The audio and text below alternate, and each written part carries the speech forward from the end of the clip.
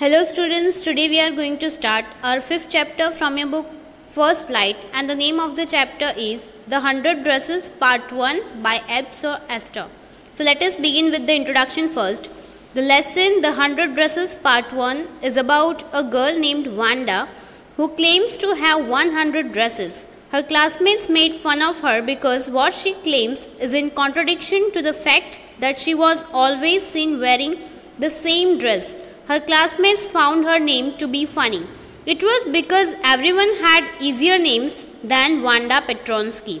Her name was different because she was a Polish immigrant who had come to an American town with her family. She was poor and did not have many friends. She was quiet and was always seen sitting in the corner of the classroom. The truth about the 100 dresses unveiled when she submitted her 100 drawing in a drawing contest. They were the same 100 dresses she used to talk about. All of them were immensely beautiful. Now let us begin our chapter without wasting time. Today, Monday, Wanda Petronsky was not in her seat, but nobody, not even Peggy and Madeline, the girls who started all the fun, noticed her absence. Usually, Wanda sat in the seat next to the last seat in the last row in the room number 13. She sat in the corner of the room where the rough boys who did not make good marks sat. The corner of the room where there was most scuffling of feet, most roars of laughter when anything funny was said, and most mud and dirt on the floor. Wanda did not sit there because she was rough and noisy. On the contrary, she was very quiet and rarely said anything at all, and nobody had ever heard her laugh out loud. Sometimes she twisted her mouth into a crooked sort of smile, but that was all. In this paragraph, scuffling of feet, it means noisy dragging movements of the feet on the ground. So, this story revolves around a girl named Wanda Petronsky and her classmates Peggy and Madeline, who made fun of her. The plot of the story opens up on Monday. Even Peggy and Madeline did not notice that Wanda was not present. These were the girls who began all the teasing. Wanda generally used to sit in the corner of the classroom where the not so academically brilliant and loud guys sat. It was that part of the classroom which was the dirtiest, but Wanda was not like those boys. She was silent to the extent that nobody had ever seen her laugh. Now, next paragraph. Nobody knew exactly why Wanda sat in that seat unless it was because she came all the way from Boggins Heights and her feet were usually caked with dry mud. But no one really thought much about Wanda Petronsky. Once he sat in the corner of the room. The time when they thought about Wanda was outside of school hours, at noontime when they were coming back to school, or in the morning early before school began, when groups of 2 or 3 or even more would be talking and laughing on their way to the schoolyard. Then sometimes they waited for Wanda to have fun with her. So in this paragraph, since Wanda was nothing like those boys, no one ever understood why she sat there. There were only guesses that it is because she came from Boggins Heights and her shoes were usually dirty with all the mud. People hardly noticed her in the classroom as she was silent and alone all the time. It was only before or after school hours, when groups of kids used to wait for her to mock her, that they thought of her. Some used to wait even at the cost of getting late for school. Now next paragraph. The next day, Tuesday, Wanda was not in the school either, and nobody noticed her absence again. But on Wednesday, Peggy and Maddie it means Madeline, who sat down front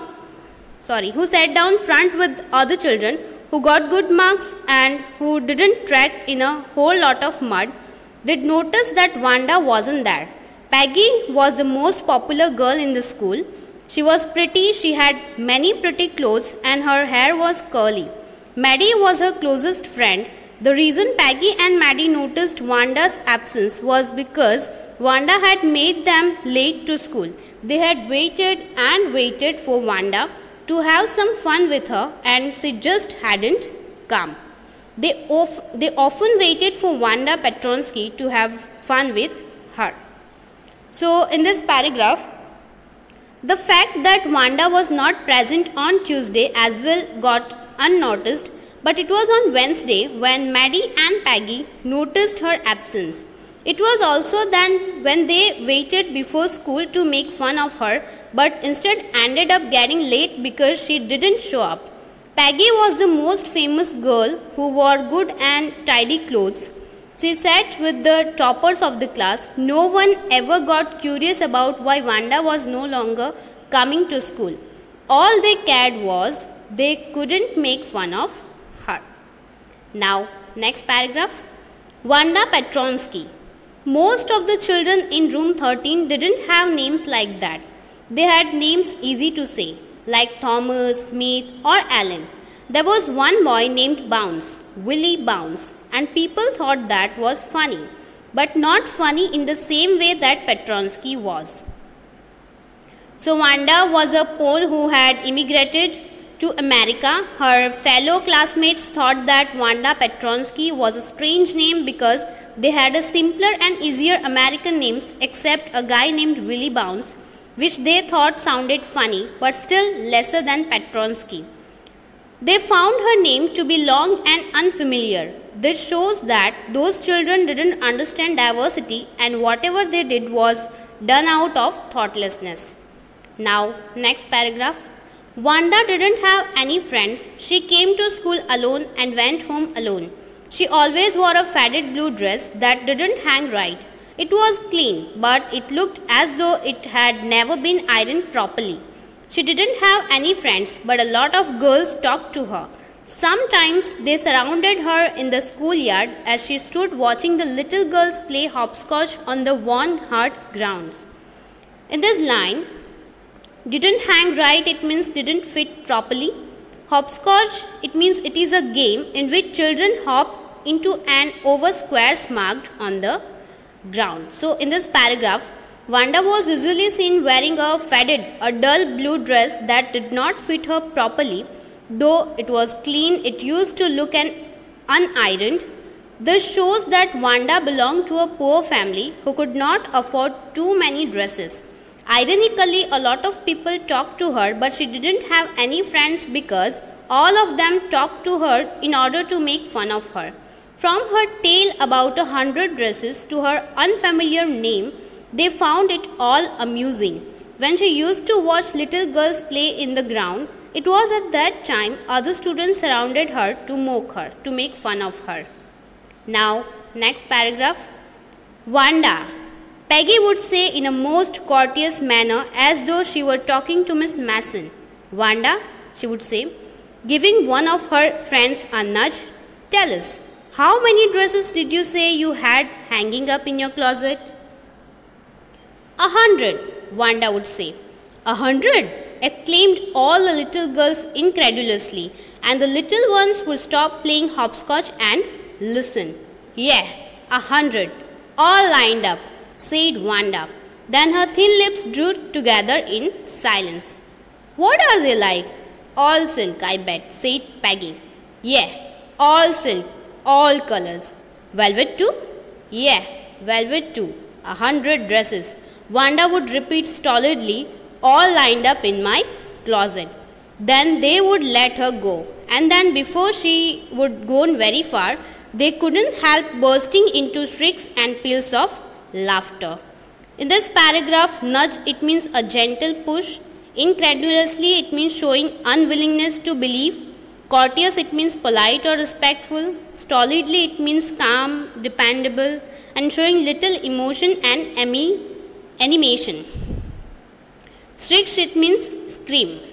So, with no intentions of hurting her, Peggy used to ask the number of dresses Wanda has in a very polite and respectful tone. They made fun of her because they couldn't understand why she made up that story about 100 dresses. They did all this while being ignorant of the fact that it could hurt her. No one would believe her when she said she possessed 100 dresses, all lined up in her closet. As the other girls screamed in astonishment, in surprise, the little girls would stop playing in order to see what was going on. Wanda would affirm their queries that she had dresses made of velvet and silk too. Sadly, after she left, they all used to laugh at her. Now, next lines. 100 dresses. Obviously, the only dress Wanda had was the blue one she wore every day. So why did she say she had 100? What a story. How many shoes did you say you had? 60 pairs, all lined up in my closet. Cries of exaggerated politeness greeted this. All alike? Oh no, every pair is different. All colors, all lined up.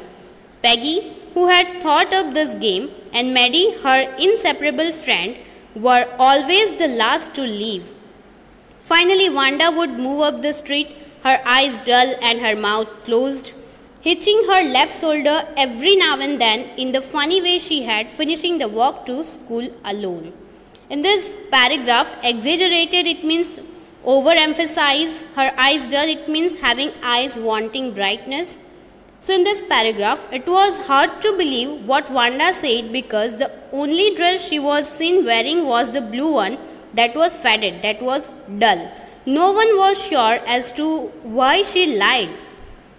Although they were teasing her, they were never rude to her. Thus, in the same tone, they continued asking her about the number of shoes she said she had, to which she replied 60.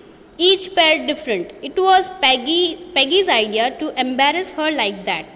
Though she was polite, Peggy and Maddie, the inseparable friends, the best friends, were the last ones to leave school, while Wanda would go back all alone with her dull eyes and behaved in a strange way. Now next paragraph. Peggy was not really cruel. She protected small children from bullies, and she cried for hours if she saw an animal mistreated. If anybody had said to her, "Don't you think that is a cruel way to treat Wanda?" she would have been very surprised. Cruel? Why did the girl say she had 100 dresses? Anybody could tell that that was a lie.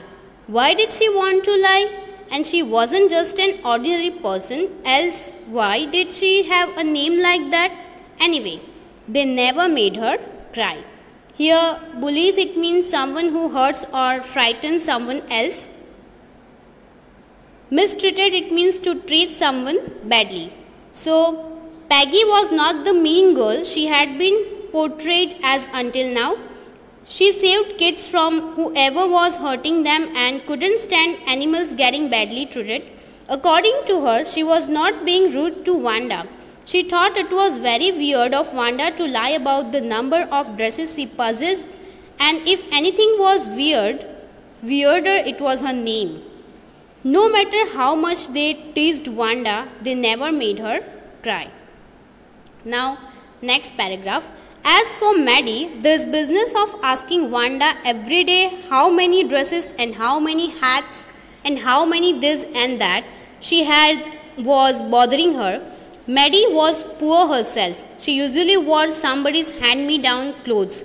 Thanks goodness she didn't live up on Boggins Heights or have a funny name. So in this paragraph, Maddie did not like the idea of making fun of the number of clothes and accessories Wanda possessed, not because she cared about her, but because she was poor herself. She wore clothes that were given to her by someone else, but she was not as poor as Wanda. She did not live in Boggins Heights and did not even have a weird name like Wanda Petronsky. Now next paragraph. Sometimes when Peggy was asking Wanda those questions in that mocking polite voice, Maddie felt embarrassed and studied the marbles in the palm of her hand, rolling them around and saying nothing herself. Not that she felt sorry for Wanda exactly. She would never have paid any attention to Wanda if Peggy hadn't invented the dresses game. But suppose Peggy and all the others started in her next. She wasn't as poor as Wanda, perhaps, but she was poor. Of course, she would have more sense than to say she had 100 dresses. Still, she would not like for them to begin on her. She wished Peggy would stop teasing Wanda Petronsky. So in this paragraph, Maddie didn't feel very comfortable teasing Wanda, and when Peggy used to ask Wanda those questions, she would silently count the marbles in her hand, pretending to play with them. If that dress game hadn't been invented, Mary would have never known about the very existence of Wanda. She felt comfortable not because she cared about Wanda, but because she was worried she could be next. Although she was not senseless enough to say she had 100 dresses, she still wished that Peggy did not tease Wanda. Now next paragraph. Today, even though they had been late to school, Mary was glad she had not had to make fun of Wanda. She worked her arithmetic problems absent-mindedly. 8 times 8, let's see. She wished she had the nerve to write Peggy a note, because she knew she never would have the courage to speak right out to Peggy to say, "Hey Peg, let's stop asking Wanda how many dresses she has." When she finished her arithmetic, she did start a note to Peggy. In these lines, absent-mindedly it means distracted. So here, Wanda didn't come that day, and after having waited for her so long, Maddie and Peggy got late for school. Maddie was secretly happy that they could not get a chance to make fun of Wanda. She was lost in her own thoughts and couldn't study properly. All this time, she kept thinking about writing a note to Peggy, telling her to stop making fun of Wanda, which she did write. After finishing arithmetic, she wanted to write a note because she knew she did not have the guts, she did not have that courage to say it on her face. Now next lines. Suddenly she paused and shuddered. She pictured herself in the schoolyard, a new target for Peggy and the girls. Peggy might ask her where she got the dress that she had on, and Maddie would have to say it was one of Peggy's old ones that Maddie's mother had tried to disguise with new trimmings, so no one in room 13 would recognize it. In this line, shudder it means shake or tremble. Disguise it means to give a different appearance to conceal its identity. So while writing the note to Peggy, Mary shook at the imagination of her being a new target for Peggy and the other girls. She was afraid that they would ask where she got that dress from, which was actually Peggy's. Maddie's mother got it transformed with new laces and ribbons so that none of her classmates could identify it. Now, next paragraph. If only Peggy would decide of her own accord to stop having fun with Wanda. Oh, well. Maddie ran her hand through her short blonde hair as though to push the uncomfortable thoughts away. What difference did it make? Slowly, Maddie tore into bits the note she had started. She was Peggy's best friend, and Peggy was the best liked girl in the whole room. Peggy could not possibly do anything that was really wrong, she thought. So here, she wished Peggy stopped having fun with Wanda on her own. Suddenly, she ran her hand through her hair as a gesture to drive away all those thoughts. She said to herself, Peggy is the most liked girl in the room, her best friend, and so she couldn't be wrong to her. Thus, she tore and threw that note away. She was also afraid of losing her friend, Peggy. Now, next paragraph. As for Wanda, she was just some girl who lived up on Boggins Heights and stood alone in the schoolyard. She scarcely ever said anything to anybody. The only time she talked was in the schoolyard about her 100 dresses. Maddie remembered her telling about one of her dresses, pale blue with colored trimmings, and she remembered another that was brilliant jungle green with a red sash. You'd look like a Christmas tree in that, the girls had said in a pretended admiration.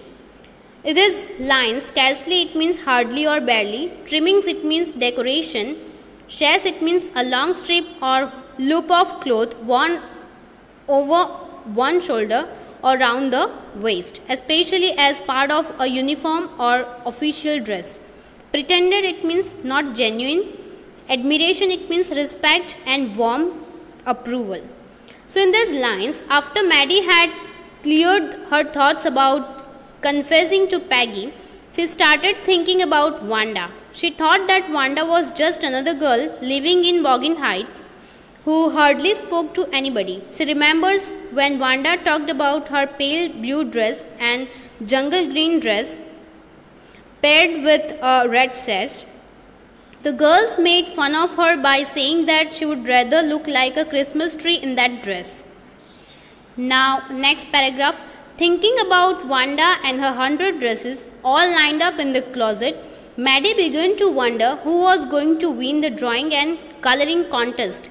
For girls, this contest consisted of designing dresses and for boys, of designing motorboats. Probably Peggy would win the girls' medal. Peggy drew better than anyone else in the room 30.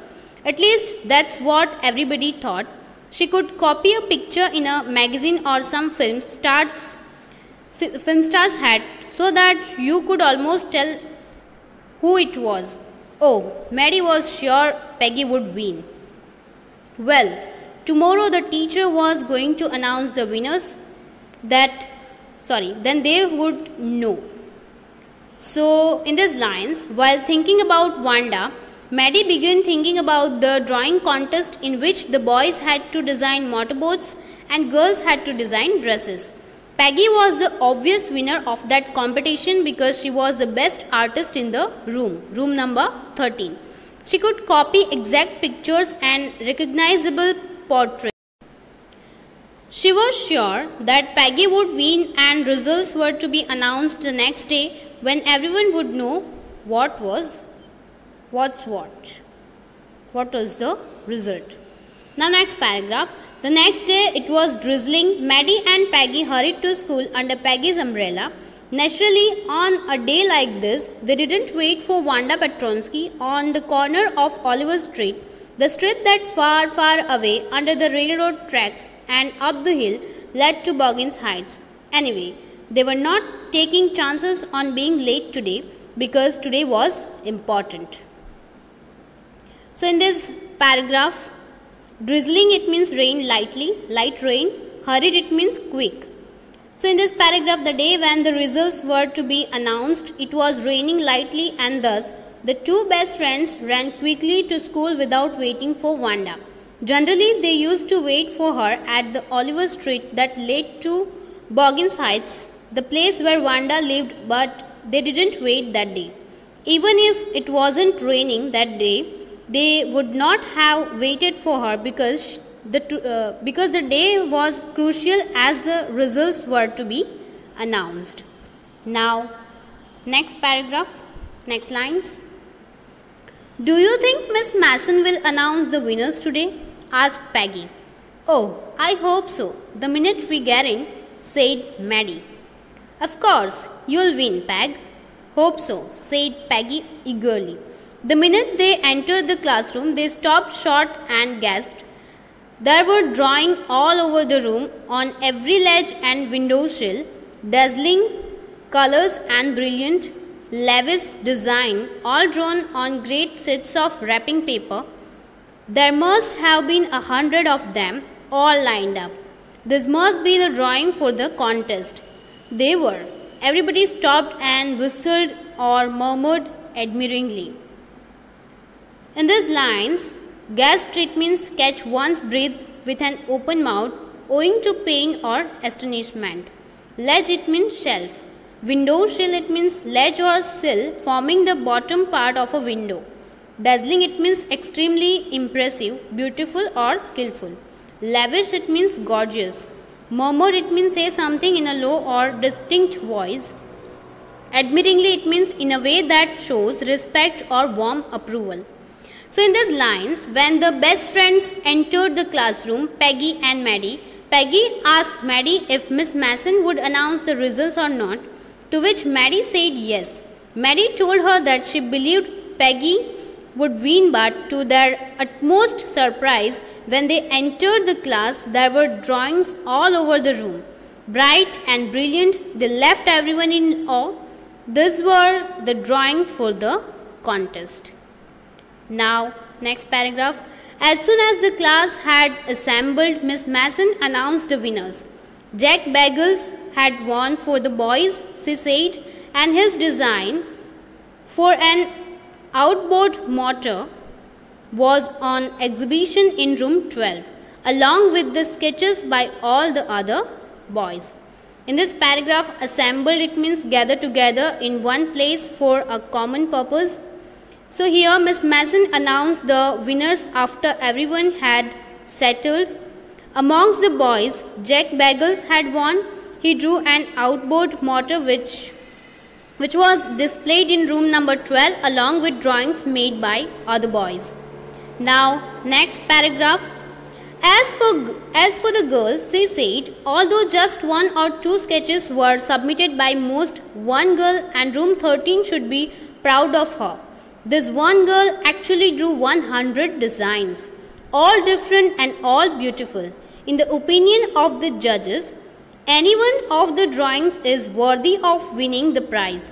I am very happy to say that Wanda Petronsky is the winner of the girls' medal. So, after this, Miss Mason then talked about girls' submissions. She mentioned that there was one such girl who had submitted 100 designs, each so beautiful that the judges felt that any out of them was worthy of the gold medal. Miss Mason very proudly announced Wanda as the winner of competition. Unfortunately, Wanda has been absent from school for some days and is not here to receive the applause that is due to her. Let us hope she will be back tomorrow. Now class, you may file around the room quietly and look at her exquisite drawings. The children burst into applause and even the boys were glad to have a chance to stamp on the floor, put their fingers in their mouths and whistle, though they were not interested in dresses. Look, Peg, whispered Maddie. There's that blue one she told us about. Isn't it beautiful? Yes, said Peggy. And here is that green one, boy, and I thought I could draw. So, in these lines, Miss Mason continued and sadly mentioned that Wanda has not been coming since days. Hoping she would be there the next day, she instructed everyone to look at the flawless collection, to which everyone applauded and whistled. Maddie and Peggy even saw the blue dress that Wanda had talked about. It was beautiful. Peggy sighed, I thought I could draw, which means that the drawings left her in immense admiration. So this chapter is about a quiet and shy girl named Wanda Petronsky, a Polish immigrant who had come to America with her family. She attended school with American children who found her name to be strange and probably the weirdest in the classroom, room number 13. This is because they all had easier names. She was poor and was always seen wearing a faded, a dull blue dress.